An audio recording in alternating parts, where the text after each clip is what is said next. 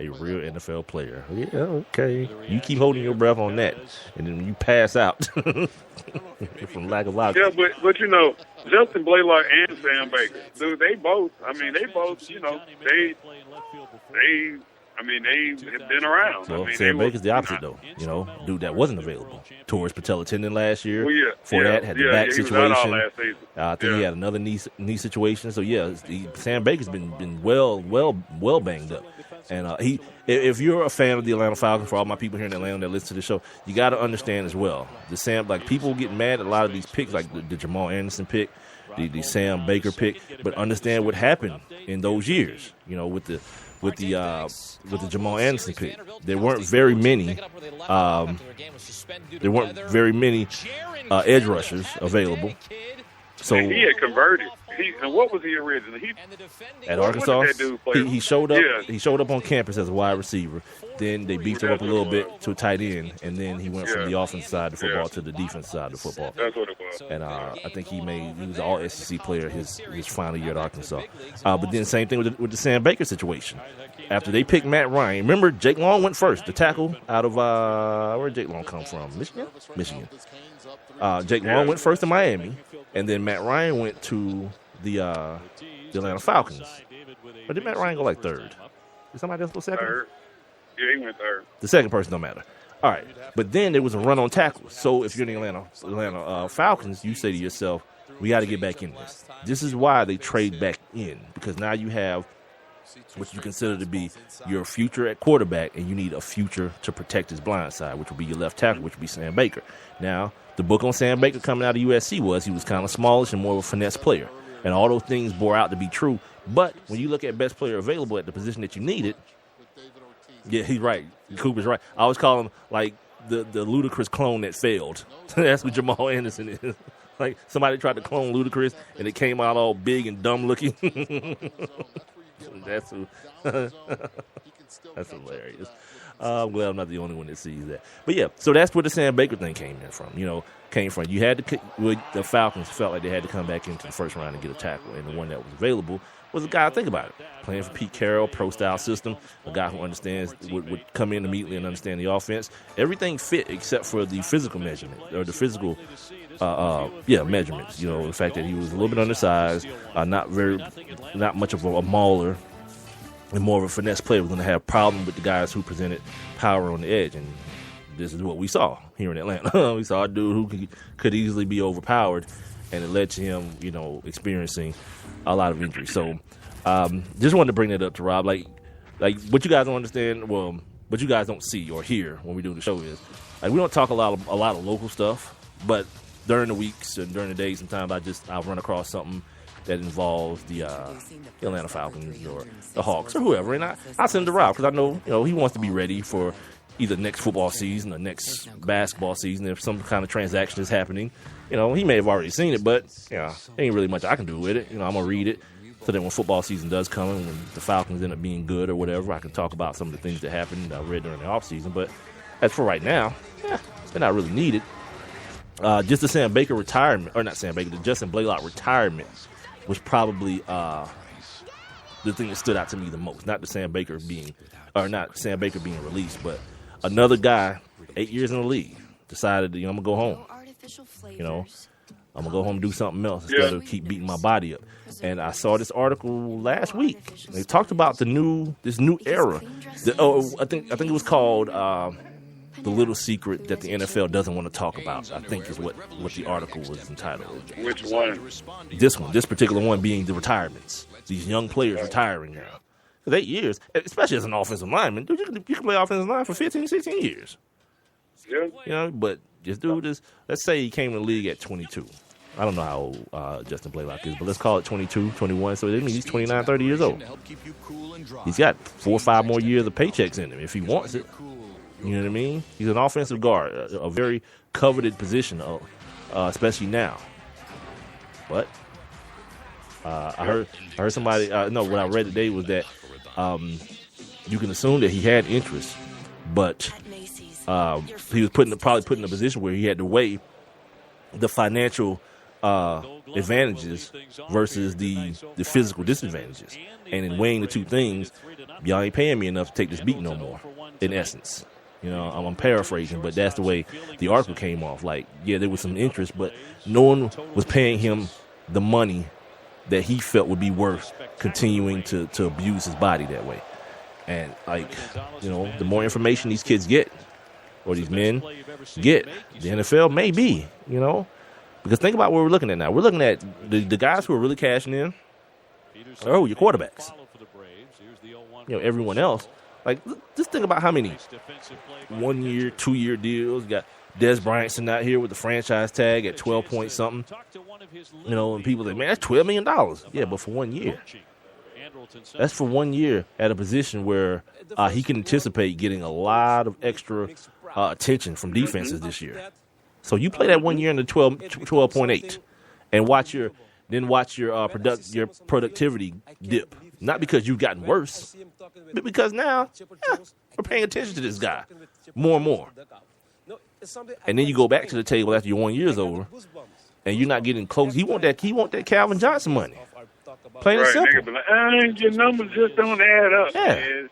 And it's going to be, you know, soon here, it's going to be really, it's not going to be called the Calvin Johnson money no more. Yeah, Rob, it's going to be called the Julio Jones money. It's going to be called the A.J. Green money. Like, whoever signs last, basically. You know what I mean?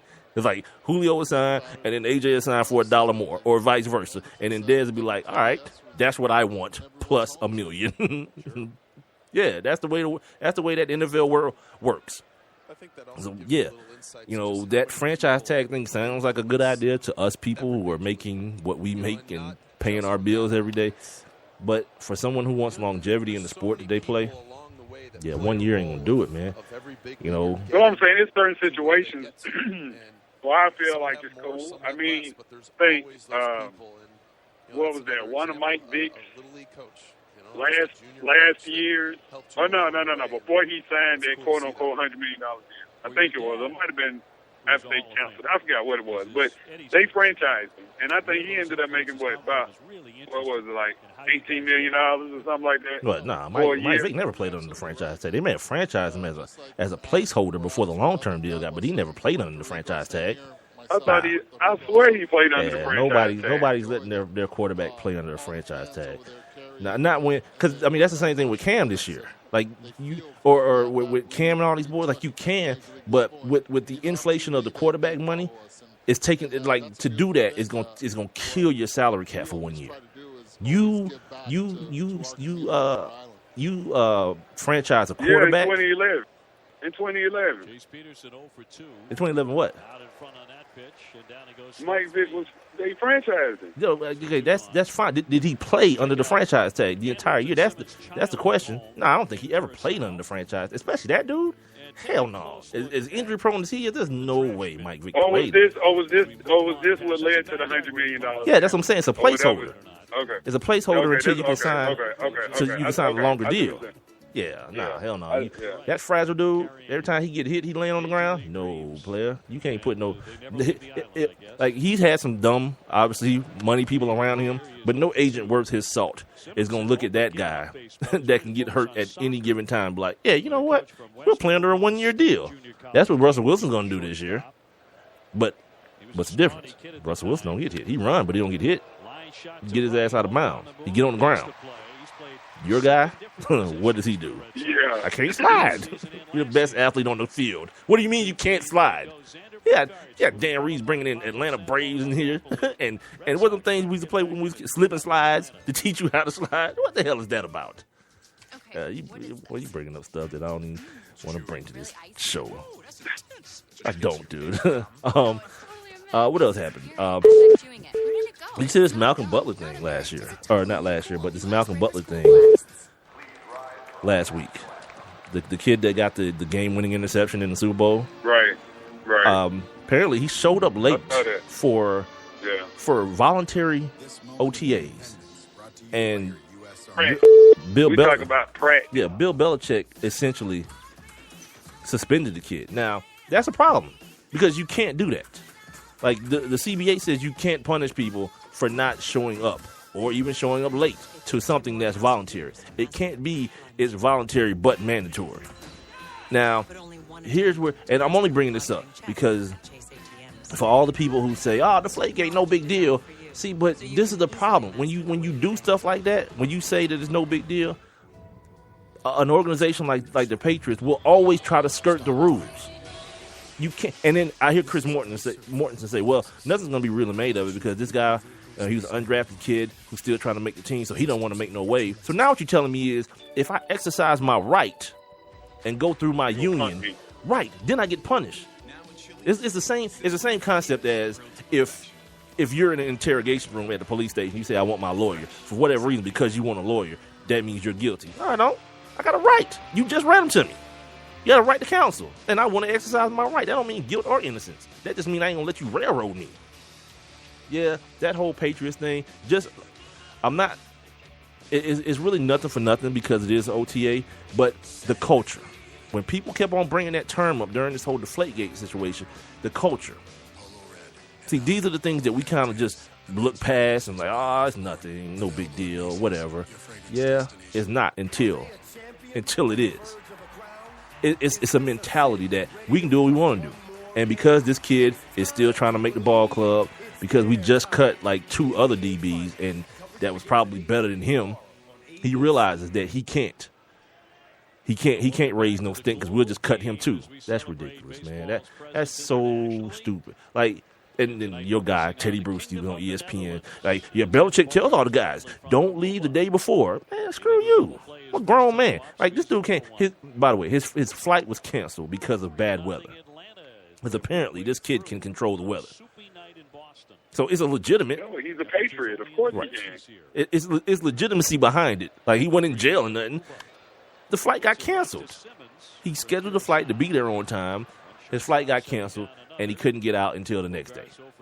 What do you want to do? That's why Creflo wants that $65 million jet, just because of that. Touche. He don't want his flight to get canceled. Touche. But here's the thing. Even the $65 million jet in bad weather, yeah, no one's letting you take off. Creflo. Damn thief. You that slimy bastard. God. Yeah, you know what's crazy too? Like, somebody would literally probably try to fight me over it. Don't you be talking about my pastor? Your pastor's an idiot. And you are too. If you was one of those people in there shouting and going on, carrying on, at a man bragging about buying a $65 million jet when you probably are late on your water bill, yeah. Yeah. Good for you. You're an idiot. He's an idiot. You're an idiot. He's a con man, by the way. He's not an idiot. He's damn smart, by the way. He's a damn con man, and y'all sit up in there and let this dude use the Lord to scam you out your money. By all means, go right ahead. Well, he wouldn't be the first person. I mean, because here in Atlanta, and really worldwide, everybody knew Bishop Earl Paul, and the Cathedral of the Holy Spirit. Because you remember he was nationwide, worldwide. This is dude over there on the big church over there on Flat Shores, right? Yeah, right. And he did this whole thing about wanting to build that cathedral and it'd be debt free by the time they moved in. And people were giving up everything. Everything. Dude, I was just telling my old lady the other day, my next door neighbor growing up, this guy named Alan, his wife gave him her wedding ring. Like, that's the that's the scummiest thing in the world. Because if somebody don't see that in the collection basket and the next service be like, hey man, whose is this? We don't need this. You need to keep this. Like, for you to keep that, that's so scumbagish, man. They got divorced behind that junk. She put her wedding ring in the collection plate. Yeah. Yep. I remember my mom telling me that. I was probably like 9, 10 years old. I was a young kid. Maybe older than that, but yeah. I remember my mom telling me that, man, that our next door neighbor, dude, stayed right next door. I don't remember his wife's name. I barely ever met her, but he used to come over all the time, kicking with my pops. And yeah, she put her wedding ring in there, man. And inevitably, they got divorced. Yeah, like stuff like that. That's just scumbagish, man. There's no other way to put it. That's a scumbag move. Like, she's an idiot, obviously, yeah, but yeah. I don't know. And then, come to find out he was banging all these chicks in church. Of course, why not? I know I told you,